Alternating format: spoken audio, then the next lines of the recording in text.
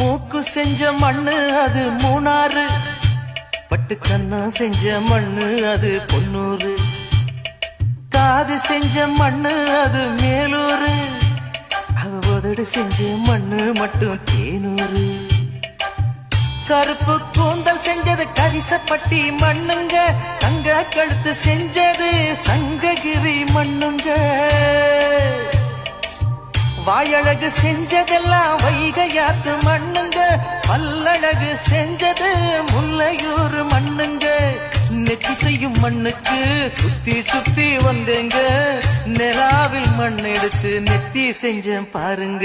தந்தானே தந்தானே தந்தான குயிலே, சாமி தந்தானே தந்தானே என்னோட மயிலே.